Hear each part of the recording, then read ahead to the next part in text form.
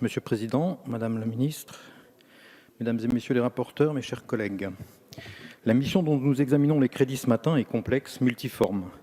Cependant, elle est dans toutes ses composantes la traduction des actions entreprises par le gouvernement pour dynamiser et moderniser également la gestion de notre État.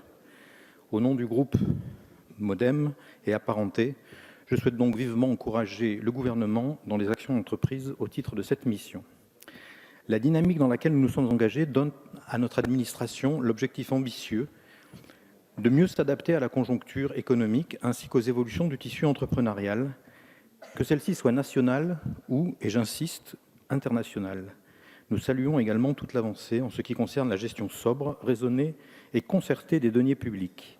La modernisation de la DGE, la Direction générale des entreprises, intervient donc à point nommé, au même titre que la refonte des réseaux de l'État à l'étranger, menée avec le concours de la Direction générale du Trésor. Permettez-moi, mes chers collègues, de prendre un petit peu de temps sur cette réforme.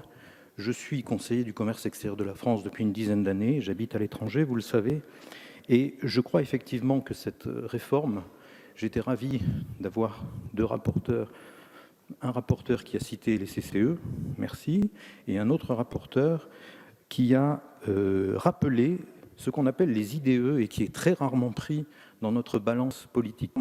Les investissements, je vous rappelle que nous avons un stock français d'investissements à l'étranger, direct, IDE, de 1200 milliards, de plus de 1200 milliards, si je ne me trompe pas, avec un flux d'une cinquantaine de milliards par an.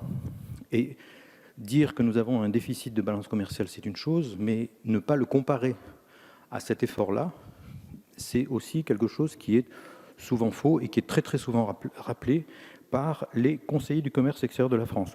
Je me permets de rappeler, chers collègues, parce que c'est souvent oublié, que les conseillers du commerce extérieur de la France sont non seulement bénévoles, mais qui payent.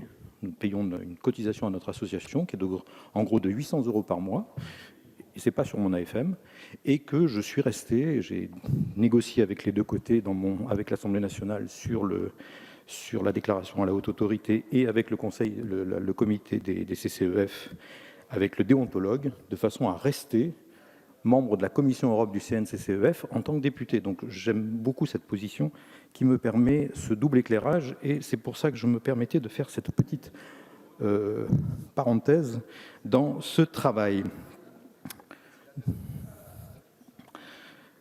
Je vois pas ce qu'il y a de choquant à rester membre d'une association et à payer sa cotisation sur ses deniers personnels. J'attire l'attention du gouvernement sur cette réforme.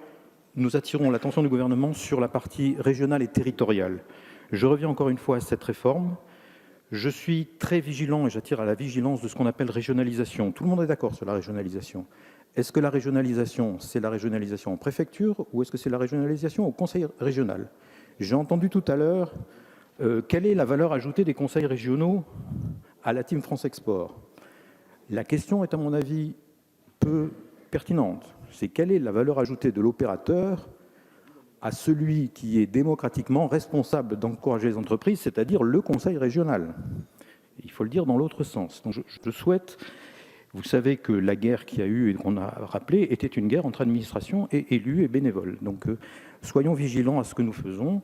C'est bien les conseils régionaux qui sont chargés d'accompagner les entreprises et pas l'inverse. Donc il faut être prudent là-dessus. Je poserai moi-même un amendement à ce sujet en fin de séance. Dans un autre registre, notre mouvement appelle le gouvernement à suivre la recommandation de la Cour des comptes concernant la mission économie. La notion recouvre des sujets extrêmement variés et l'utilisation fait planer, on l'a rappelé plusieurs fois tout à l'heure, l'inconnu sur le travail parlementaire, pour être correct. De plus, la dénomination de certains programmes est encore relativement floue et conduit parfois à la confusion.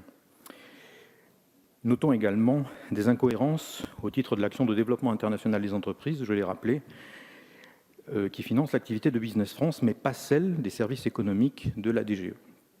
En ce qui concerne les crédits alloués à la DGT, ils se retrouvent au sein d'un autre programme, toujours de cette même mission. Aussi, le groupe Modem et apparentés appelle le gouvernement à continuer et à concourir à la clarification de l'architecture générale de cette mission et de ses programmes. Avec les réserves évoquées, le groupe Modem et Apparentés soutiendra les crédits de cette mission. Je vous remercie.